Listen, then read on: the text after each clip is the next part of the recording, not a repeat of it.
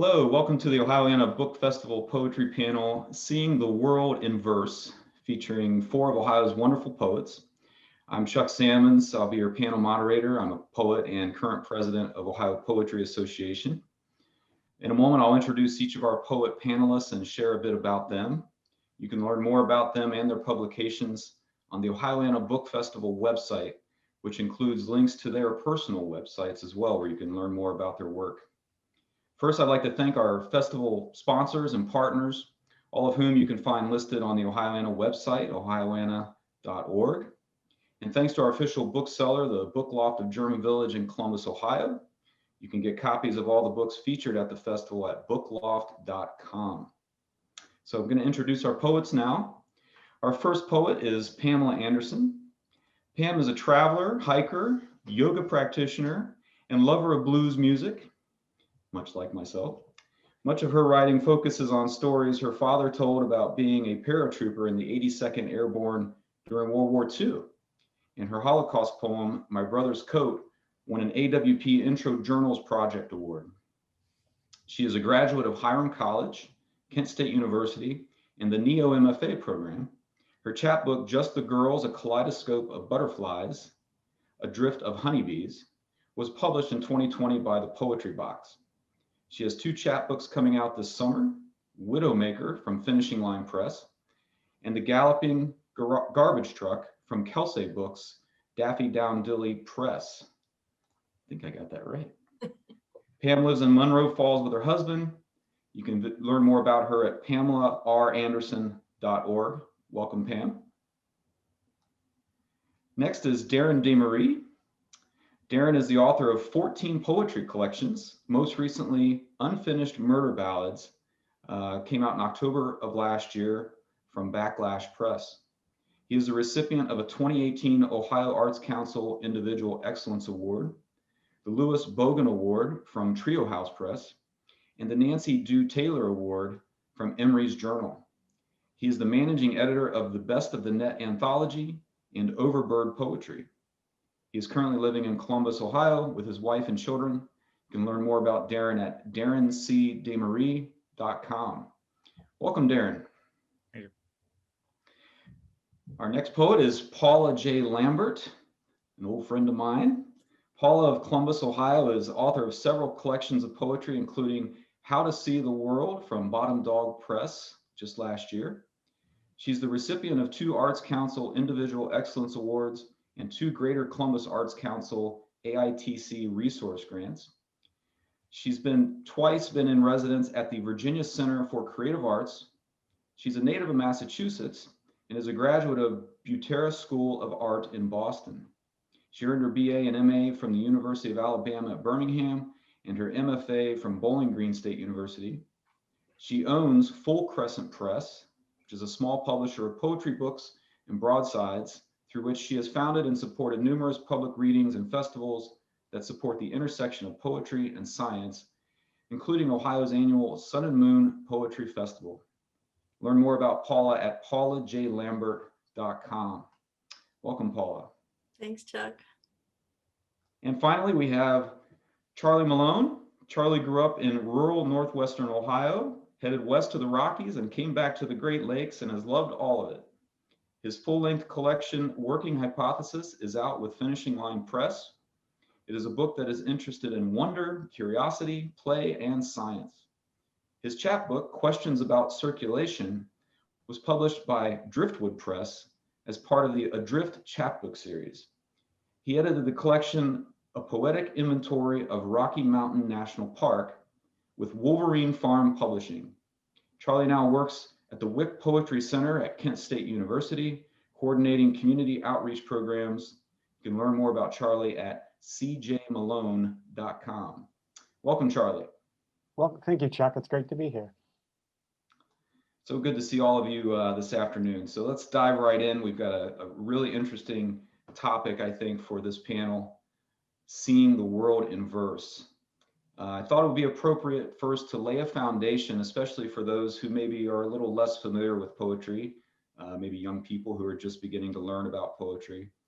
And I wanted to mention a definition of verse according to Edward Hirsch in his really great reference tool for poets called a poet's glossary.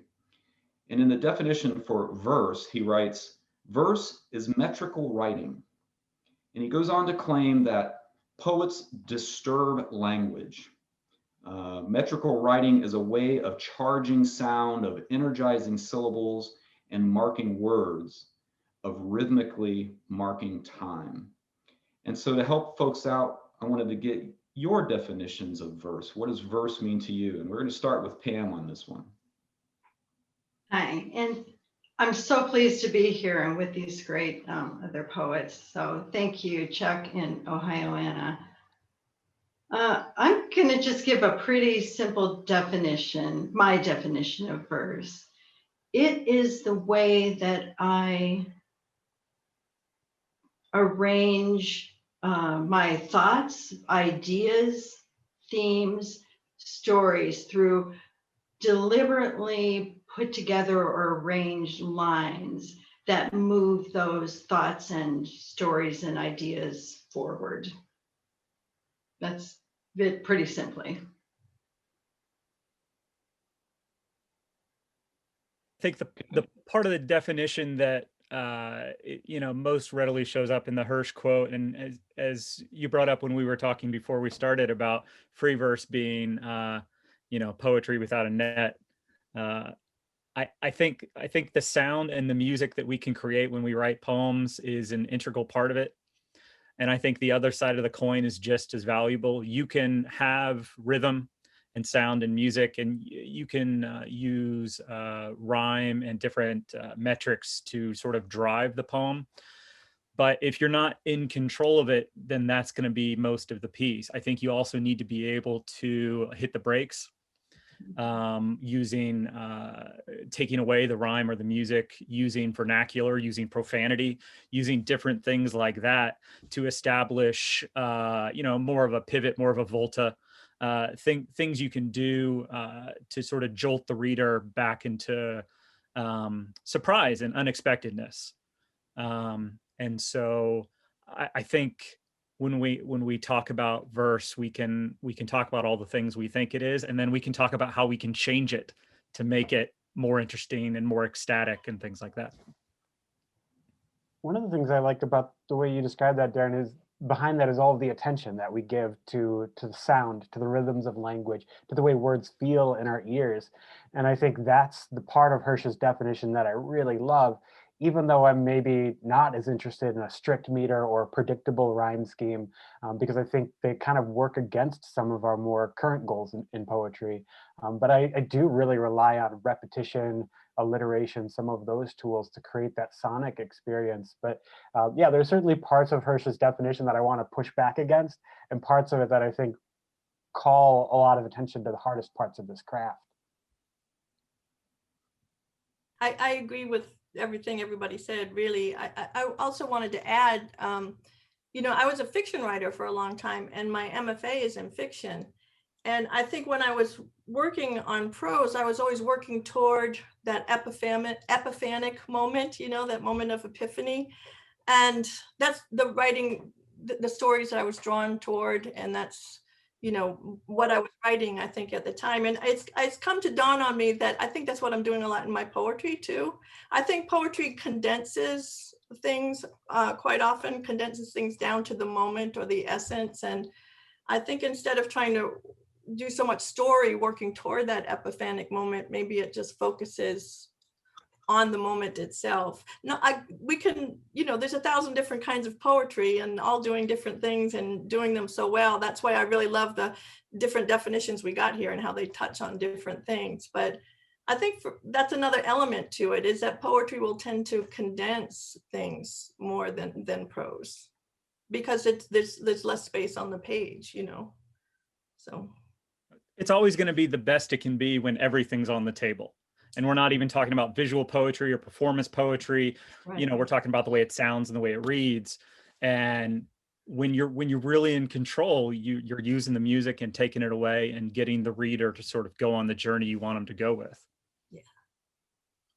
And there's an element of surprise always to it too, or that's the poetry that I like best, that twists things, that turns it around suddenly in some place where there's a hook that grabs you and takes you in a completely different direction. And I am a lover of fiction, but I do love poetry for the economy, the pressure on the words that we have to put into it, every line break, moving that idea forward and into a place of surprise. Yeah. And I think to some degree, largely through academia, that poetry's gotten a bit of a bad rap. That it's frightening for people to read, or they think it's going to be boring, or they're just convinced they're not going to understand poetry, that there's some deep mystery or something to it. And I like the way Pam described that too. There is sort of if you can relax into what poetry is, and take your time with it. Again, whether you're listening on the stage, right, which might have a more immediate impact, it's fun to be able to hear a poem more and more often. Places like Button Poetry, where you can watch the video over again, it really great because you can catch more every time you hear the poem. And to have the luxury of reading it on the page is nice though too. But if you slow down and explore it all, it's really a wonderful, fascinating thing. And I wrote prose for so long because I was intimidated by poetry too, and had to learn how to just relax into it and have fun with it and find the joy and the moments, all the way through a poem that are really exciting, I think.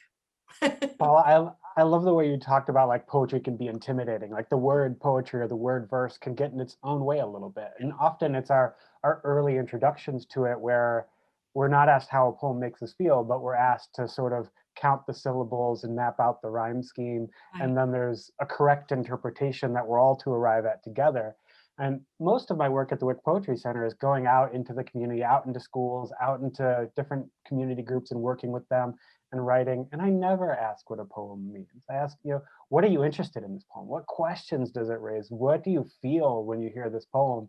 And those questions will often lead to some of these questions about rhythm and sound and rhyme and alliteration and the delightful aspects of language. But a lot of the time, they just speak to the heart of the idea in the poem or the possible multiple interpretations that the author has given us.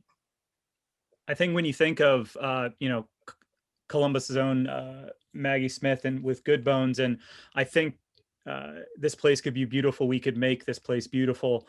Or Robert Creeley's The Whip that ends with, I think to say this wrongly. It's it's the coaxing and the coaxing into that warm place. And sometimes it's coaxing you there to throw cold water in your face.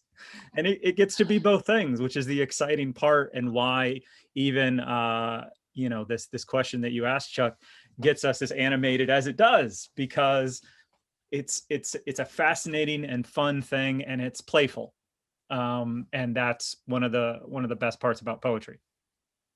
Yeah, I know a couple of you have alluded to the idea of teaching poetry, and especially to young people.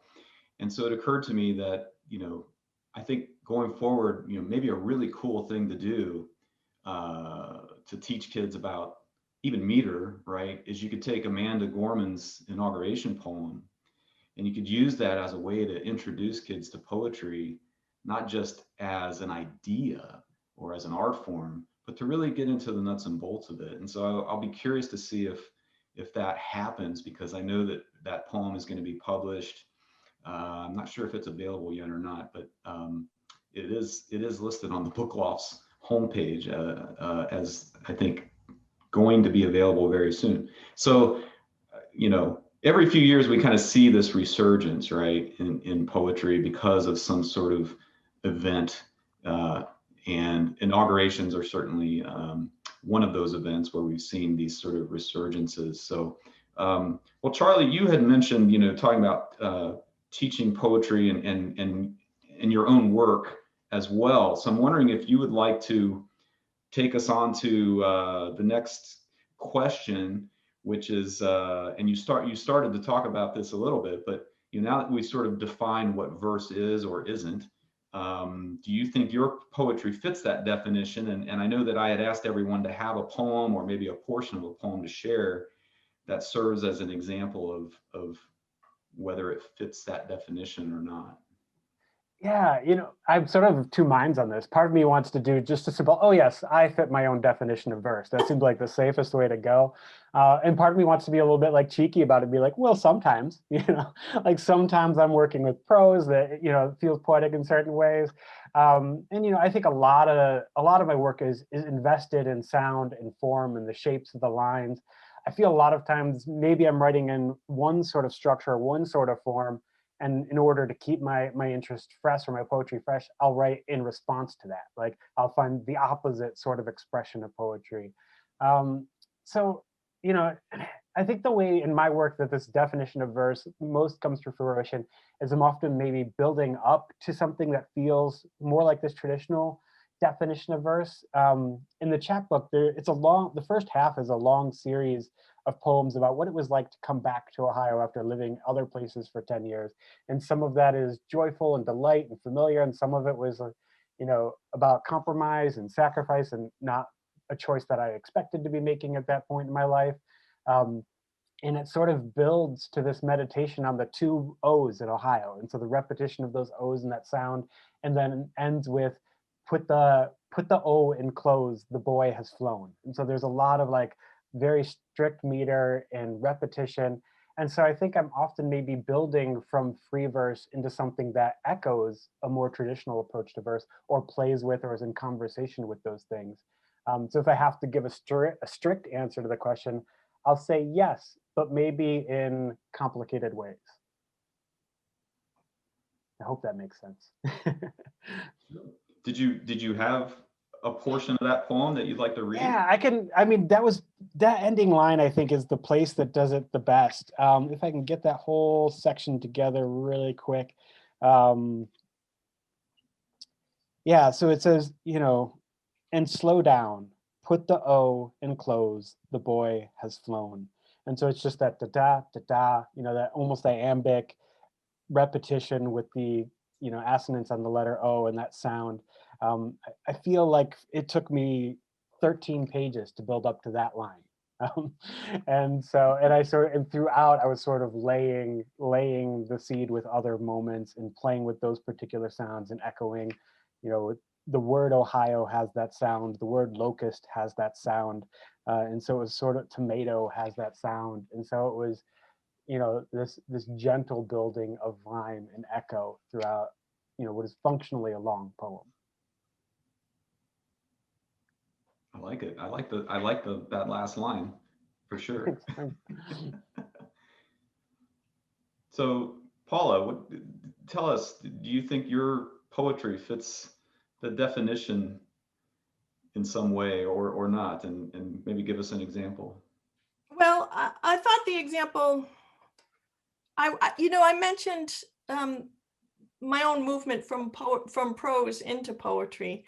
And I had a poem that I thought, is it all right to read the whole thing? It's not too long, but I think it makes the point that I still write in prose. I'm mostly nonfiction right now. I'm trying to get back into that more and more. This poem involves some research. Quite a few of mine do, because I do like combining science with poetry. I think that's really important. And I think we might talk about those kinds of things later. But I had all this research on ventilators after what this past year has been. And my father passed away in December of 2019. So before the pandemic began, but it was sudden and awful, and he was on a vent. So I did all this. I was having nightmares. It was just so much in the news. There weren't enough vents, and in order to control my own stuff, I leaned into it as I tend to do, and I did some research and found out that the vents that are produced today were invented by a man named Forrest Bird, which really blew my mind because I've written so much about birds. And then I tried to work, so I had all this information to pack into the first part of the poem, but I really was trying to lean down and pare down to the bird itself and how it was working as a symbol. So this is called The Breath You're Holding. The man who invented the first reliable mass-produced ventilator was named Forrest Bird. So I had to pack a lot of information just into the first sentence, and that was the hardest part of the poem to write. I cried when I learned this. My father, the first person I ever saw on a vent, was also the first I ever saw die. It would be wrong to say a bird couldn't save him. Once, walking in the woods, he let loose his trademark whistle, and a mockingbird sang it straight back. My father was transformed. I was witness to the sound. I never saw the bird that day, but when I listen, I can always hear Dad. It can't be coincidence that Forrest Bird was an aviator, that he piloted planes when they started to fly so high that humans could no longer breathe. Bird paid attention. He listened to his own calling. Both these things are true. There are not enough vents, there are not enough birds. But when I stand in the forest and listen, every song drifting back is my father and me. Every call is your dad and you. The wind in the trees is the same as each cry that ever leapt from our throats. So let's try this. Breathe in deep and slow. Lift your arms out wide. Believe in a bird that can save us. Let the breath you're holding go. So I think that combines, some research that would be, the nonfiction, a little bit of storytelling, because my dad was a storyteller. I absolutely believe a lot of my writing and my urge to write was, we went to bed every night with my dad telling us stories, and he loved to tell stories with anybody he met along the way. So there's the narrative through there. But really, poetically, it's really focusing on the image of the bird as spirit, and bird as symbol of, hope and rebirth and resurrection and all those things. So that meanders a little bit maybe through my answer or my reply, but I think it does sum up pretty well my writing process, I think, and the sort of the history of my writing process. So we definitely get a sense of rhythm in that poem. So, I mean, at the very least, it fits that part of it, right? Yeah, and there's a lot more. The first line was it's actually broken into a couple of lines, but it's so long, and I had to put so much information in there that it was important to follow it right away with something short. So sometimes the rhythm is just so much, it's just a little bit of that, of the long phrase and the short phrase, the longer and the staccatos, stopping and bringing it back, so that the mind has time to catch up, sort of, and pay attention. So. Darren, could you share a little bit about your work and whether it fits this definition, and maybe give us an example? I think it does, especially when you get a good energy to the poem. Deciding which music, which energy, how you're going to do it, and then how you present it is going to be a different way. So I went a little ornery with my selection. So what I'm going to read is going to have that music to it. There's going to be word repetition. There's going to be some rhyme in it. But what I'm reading is a prose poem that has absolutely no punctuation to it. I did this collection called A Child Walks in the Dark. That's all sort of lessons to my individual children or my children in general. And it works in the same way like a metrical verse would work. And you'll hear that. And even I got super ornery and did some syllable counts in different places and things like that. But if you look at it on the page, it is, a prose poem with absolutely no punctuation. So really only I read the poem the way it was intended to be read. So you'll hear some of the things we were talking about. This is, you might choose to read these poems. I told my children you might choose to read these poems in the bareness and anxiety of your young adulthood while you search for me in the thousands and thousands of poems I've written, so that I could explore, so that I could explain, so that I could hide and lie about some small terribleness. And it gives me endless joy. You will find me right here, right now, as bare as you are, but feeling no anxiety at all, because I am with my children in some small way in the future, when I love you even more than I already do, because that's how real love works. It grows with the epic. It encircles the epic until you cannot tell why or how any of this began, but you know that if there is such a thing as a soul, it exists to be buoyed by moments like this. So getting to play with all the toys, but then removing the visual from it and adding as much sort of reader input as possible. And everyone's going to read that poem differently. But there's enough in it that sort of drives you through it that everyone should pick up something different and should read it a different way. And it's going to hopefully hit differently for each person. I'm curious because I've not actually seen that specific poem of yours. I've read a lot of your work, but did you play around with spacing at all since there's no punctuation, or do we just get a, the single space between words. Okay. Yeah. All right. And the whole project's oriented like that. So it gets to be, it's definitely fun on multiple readings. If I may, when you were reading that, Darren, and when you got to that, I felt myself nodding, and then I picked up from the video that Pam was also nodding, Yep. And then I think I saw Charlie start to nod too. It's really amazing the way the rhythm, it enters the body. It's like tapping your foot to a song. So that was really, really beautiful and beautifully read. I think that's an interesting aspect of what poetry can do, the way it can enter us bodily. The fact that we were all going like this, and it wasn't just nodding like, oh yeah, I get that, because there was this rhythm to it. Pam, I started to realize, I think we're kind of almost bobbing our heads the same way. So that was really beautiful, Darren. Yeah. Well, and when it changes to addressing the second person, when the you starts to come in, you'll see everyone sort of, something extra kicks in. It goes from the rhyme from do to you. And then there's different phrases, different parts of words, beginnings and ends that repeat. And then once you get to the repeated refrain, it's gravity takes over at that point. Pam. Well, I have to say, I love reading poems very quietly, reflectively, by myself. I love hearing poetry read. I love performance poems. I love hearing a poet read his or her own work.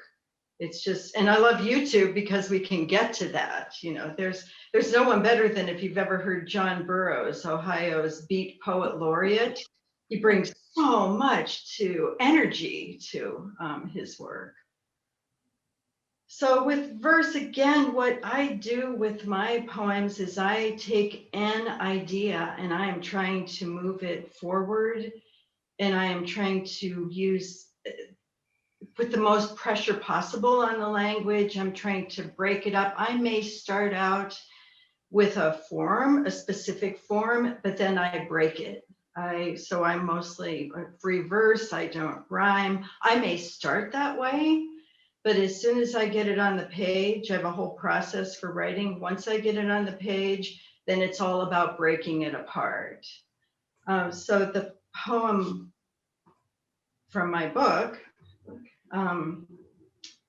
Summer Heat, I'll give some extra stresses at the beginning so you can hear that a little more easily. But Summer Heat, my mother stabbed a bristle of bobby pins into the braid coiled around her head.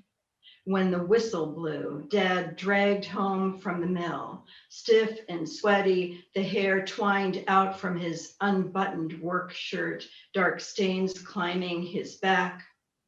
August dog days ignited my mother's anger, money that never paid the bills, kids who ate too much. Heat lifted and choked the sky in colored blasts. Her voice slammed like a hammer against his mind. The summer I turned 13 was the year I learned the power of biting my tongue. Silence, my best weapon, shoved my mother toward madness. So I wanted this whole idea of the dog days, the heat, the summer, the pressure of life, the pressure of family, the pressure of trying to hold it all together, and the almost impossibility of it. So that's the process that I work, and that's what drove that poem. And you can hear the rhythm of it, but it's so different from where I started until I could put it into this shape and this concise thing. I wanted it to look like a certain way on the page, kind of tight and crowded, like the poem, like the feeling behind it. But I think that you can get something on first reading, and so I think that makes it very accessible. But then I think it layers and layers and layers, just as everyone else was talking about. And Pam, what was great about what you just read was, and this is some fantastic poetry nerd stuff, but using like the double vowel sounds and the way that you read the poem, it was almost in the back of your jaw a little bit. It sort of stuck there and worked us through it. It was a thick poem, right? Yeah. So you'll see someone read a poem and it's almost like they're doing rapid fire. It's at the front of their teeth, and that has an energy to it. But the way you worked us sort of with those sounds, like the O-U-L, like that kind of thing, has its own sort of you can bring someone into that thickness of the kind of poem that you were writing. And that plays off of the idea that we're talking about with this verse, is there's control to that. And maybe it's a form that you're breaking, but you're doing it for a good reason. Sometimes it is you wily coyote someone, you take them to the cliff, you take the cliff away and they keep running. Or like you just did, you kept everyone right here with you the whole time. And we were just experiencing those images in a way that kept bringing us closer and closer and deeper into it. And it's just fun. Yeah, I was hearing all that too. And the really staccato sounds of the T's and the P's, you know, I was reflecting on all that as you were reading it, and it is exciting. But those are other devices, you know, that are used, you know, consonants and alliteration, all those things, you know, it was beautiful because the sounds of the words themselves, the emphasis of those letters, you know, reflected so beautifully, Pam, you know, the content of the poem itself. It was really beautiful. Yeah. Thanks. There are a few moments too where you would land on a certain word with a bit more emphasis. Stiff was one, August was one, and it was almost like a place for us to get our footing for just a second and then go back into that rhythm. And I think that's, you know, when Paula was talking about the bodily experience of this, those moments heighten the other, like that contrast between that pause, that brief pause, and the rhythm and the meter and the sound quality that Darren was talking about, the way those things need each other for us to hear them is I think a really fun and challenging part of this. You know, if there isn't, you can't often really know something unless you also know its opposite, or it's something to contrast it against.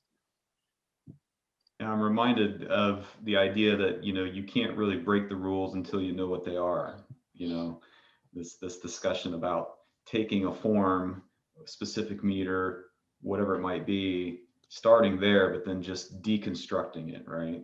Mm-hmm. So you kind of have to know what those rules are before you can break them and be effective at it, I guess is what I should probably say. And I love this discussion because it's a great sort of segue into what I wanted to talk about next. I mean, we've actually already started answering this next question in a lot of ways, but you know, Audre Lorde, in her essay, Poems Are Not Luxuries, writes that poetry is not only dream or vision, it is the skeleton architecture of our lives. And so the next question I had for everyone was, you know, how does experiencing poetry, because we are doing that right now. We just did that listening to Pam's poem. And, you know, Darren, you were really talking about the experience of hearing her read that poem. You know, how does experiencing poetry, writing, reading, hearing it, play a role in your own experiences of the world around you? And I don't know, Darren, why don't you take it? Because you were already sort of on this role here. Yeah, I think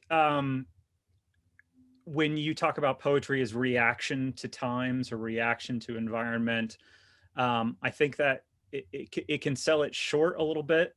I think the poetry that gets me most excited, and it addresses the Audre Lorde quote you had, is poetry that incites. it's the same sort of, and I've been having discussion with different friends about this recently, but it's, which mattered more, the Renaissance or Baroque mannerism, right? Are we trying to elevate?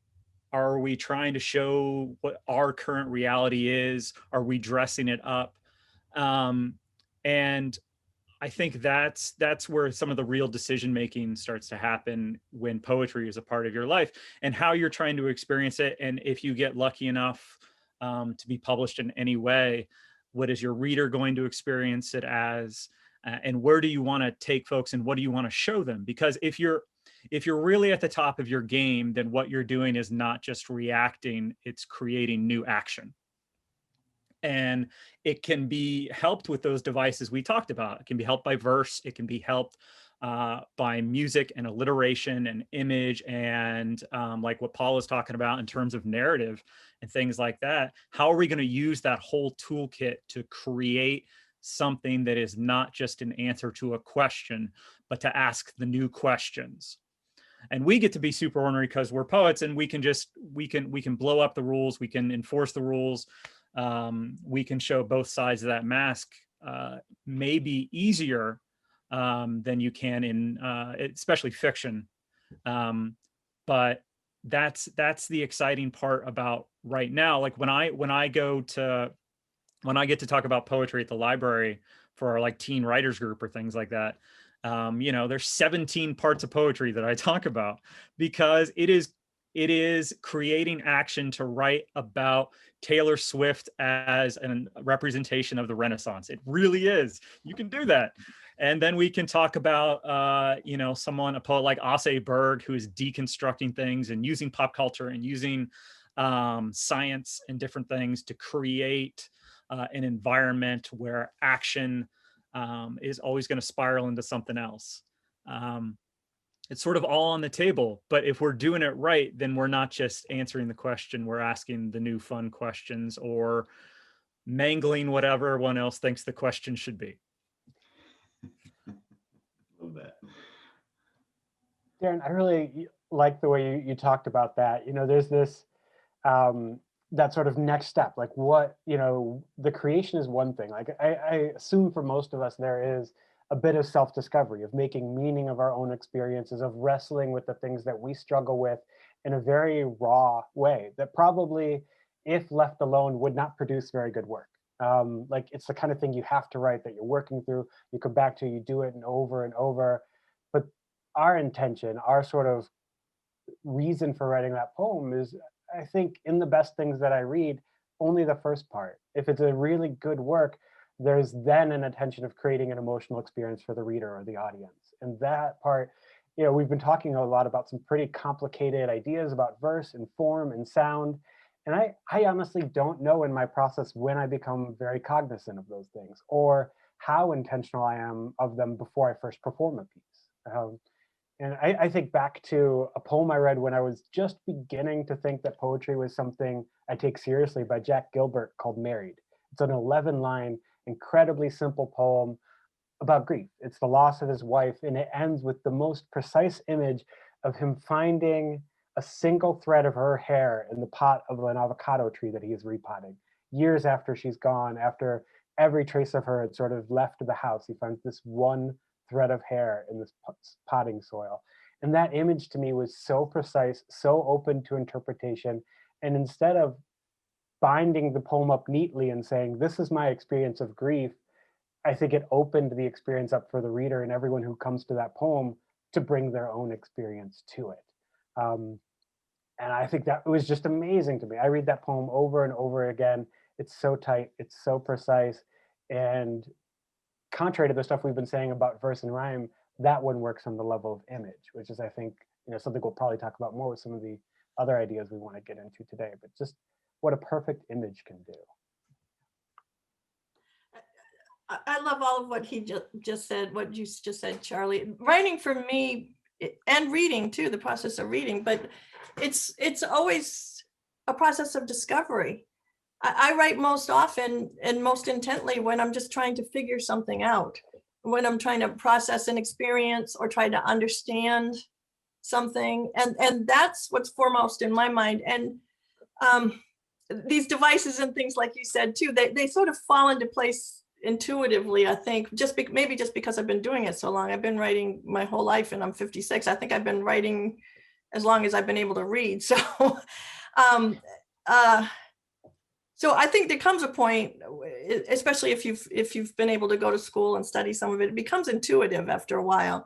But I'm first and foremost always trying to discover something. I just finished a poem the other day, and I brought it into my husband, and I said, "Oh, I finished it, and that's so great." And I figured out what I was writing about, and he started laughing, and because he thought it was. He said, "That's the way it is for you all the time, isn't it?" And I think it is, and it's oftentimes, really quite often, the poems I think, oh, this is just too personal, or this won't mean anything to anybody but me. They end up being the ones that somehow connect the most to other people, which always confounds me. But that's part of the joy of reading other work, and this past year, I've spent a lot of time reading things like Joy Harjo's new anthology, of Indigenous writers, Native American writers.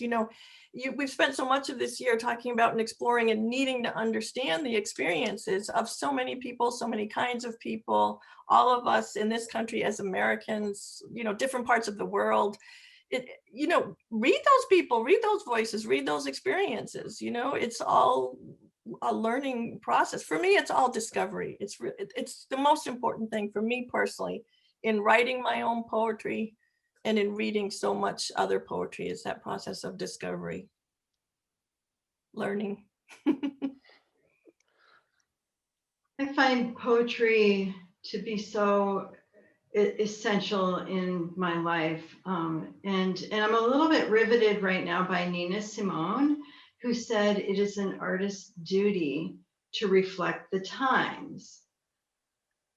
But I don't write personally in very immediate ways to things going on, the times right now. I'm acutely aware that my times are different from everyone else's times. I need time to process and reflect and think. And it can be years before something really bears fruit, comes out. I'm hearing exactly what you say, Paula.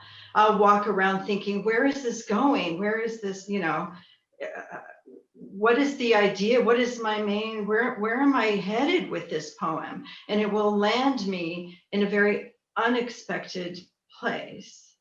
And so I find, as I'm writing about my times, it may not seem like it's reflective of the maybe politics going on or world events, but it's all somehow wrapped up in that too. I may have to go back much farther to a different place to be able to find sanctuary even from what is happening around me.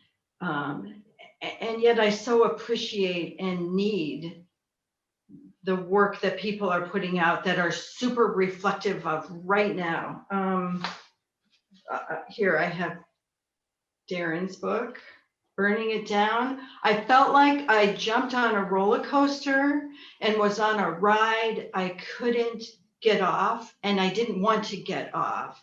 I started at the beginning and went through to the end, and started at the beginning and went through to the end again. It was this wild, crazy, super present, long poem. And I'm so grateful for that, but I'm grateful for what I write and how it helps me make sense of my world too. I think that's a great statement, Pam. I was just sitting here thinking that, for myself, writing poems is a way for me to give voice to some realization that I've had, right? It's often difficult to do that verbally. And so for me, poetry is the way to do that, to voice that understanding, that epiphany, as Paula discussed earlier, that you've had. And I was thinking of, Robert Frost, who says to be a poet is a condition, not a profession. And I think that's very true And I think anyone can be in that condition if they really want to be. And I think that's one of the great things about poetry, is that it gets us to those realizations, those discoveries, those epiphanies. And so that sort of leads into the next question that I had for you all, is that, do you distinguish in your poetry between truth and fact? Because as one who was also a philosophy major, I quite, well, most of the time, I distinguish between truth and fact. And I will tell people that my poetry tries to get at truth, not necessarily at fact. So I was just wondering if that distinction is important to each of you. And Paula, why don't you take this one first? I was actually hoping to jump in on this one because this is always such a fascinating conversation. I have been at, it's been a while since I've been to AWP, but I have been at AWP panels when I have seen writers just about come to blows over this very issue, you know, people pounding their fists on the desks and so forth. And there was a mixed, years ago, there was a mixed genre panel and that was getting at this very question. And the nonfiction writers were saying, truth is truth, fact is fact. And the poets were saying, no, there's a higher truth, you know? So it kind of went all over the place and people were really, it was really interesting. I'll never forget that moment witnessing that at AWP, but that conversation twists all over everything. And I'm interested to hear Charlie, but because we both are very science oriented in a lot of what we write. And there has to be some element of fact and dare I say, especially as things have meandered in the culture recently, where we've fallen so far away from facts and truth, you know, I would say yes, absolutely. Both things need to adhere to fact and truth and seek their way to the higher truth, or the more profound point that those are being, you know, working toward. In the poem I read about my dad and the ventilators, I had all this research, and the reason that opening line was so hard for me was because Forrest Bird did not invent ventilators. He didn't. He was one of the first to be working with them, but he was the one who made the first commercially available ones. You know what I mean? So that was, I couldn't simplify it to, I tried, I couldn't let myself just say this guy invented it, because he didn't. So I had to work a really long time to figure out how to get that in there. But the ultimate point I was making was really about the confluence of his name being Bird, Forrest Bird at that. All the work I've been doing for years related to birds, which went from the anatomy of birds to the sacred sort of mythologies across cultures of birds.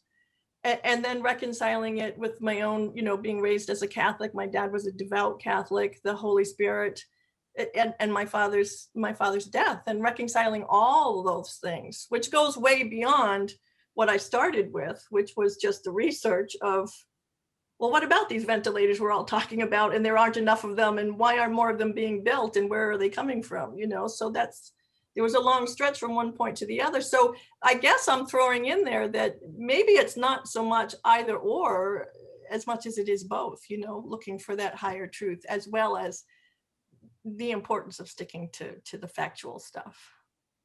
So Yeah, Paula, I definitely relate, you know, drawing from science and the history of science and the philosophy of science in that last book. This is at the core of a lot of what poets are struggling with. How do we not let the facts obscure the truth of a poem? How do we deal with that? And I think only recently in my writing have I been able to sometimes let go of the facts of and experiences that inspire work to get to the larger truth, to adjust imagery a little bit, or to adjust details, or let go of details. You know, like that detail you talked about, did this person invent this, or was he one of, you know, how do you say that both accurately, faithfully, and still let the poem do its work? One of the people I think of a lot with this question is the filmmaker Werner Herzog. You know, he really stretches some of these ideas as a documentarian, and he wrote this very manifesto-like Minnesota Declaration And in the first sort of line item of that, he makes this distinction between fact-based cinema, the cinema verite, and he says that it only reaches a superficial truth. He calls it the truth of accountants. He's much interested in this larger, and I think we could probably put the word poetic in his mouth, a more poetic truth. That when we're talking about an art form that has to be concise and precise and really economical in its use of materials, sometimes we have to make really slippery decisions, really intuitive decisions about where these things stand. And I think at this point, I would probably put that capital T truth as the more important thing than the lowercase f facts of a poem. And if we have this conversation a year from now, I might say the exact opposite. So who knows?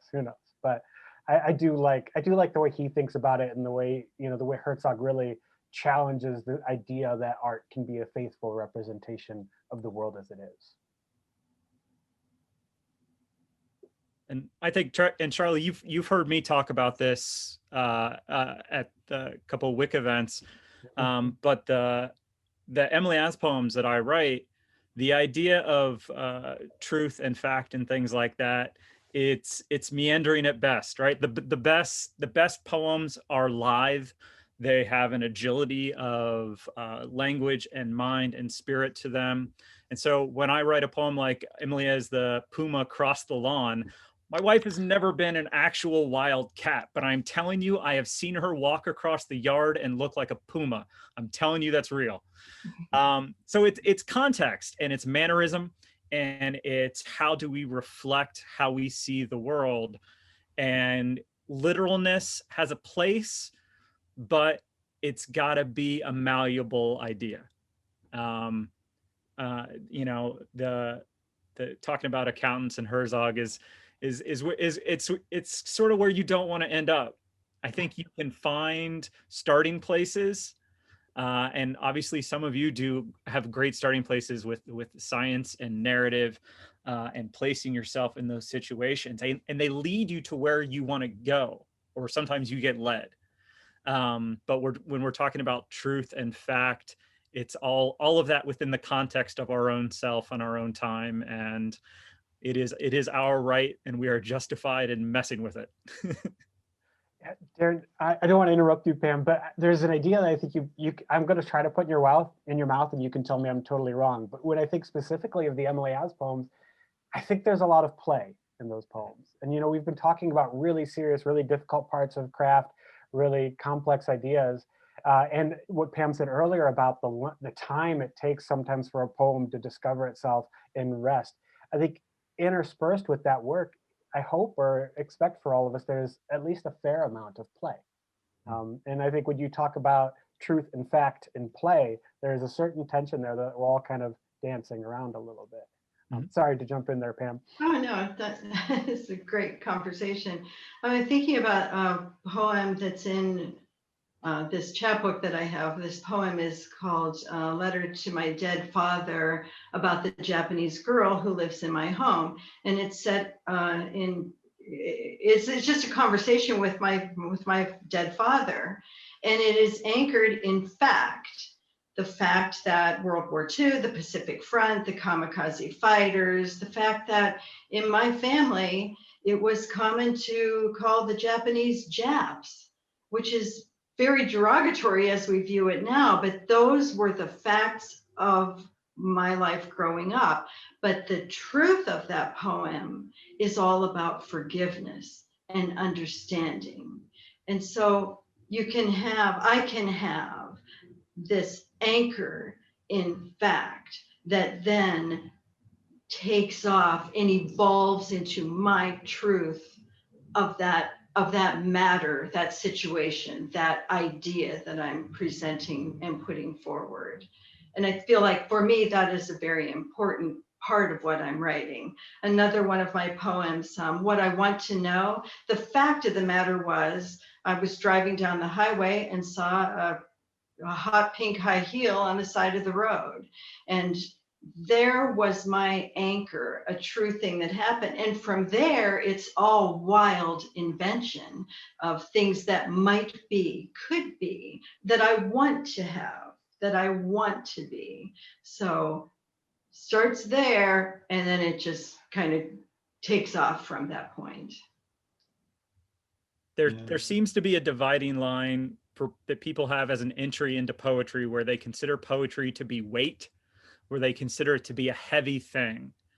And yeah, you can write a poem that's a brick, but it's going to be a brick that's thrown. It's going to be a brick that's going to have some energy to it.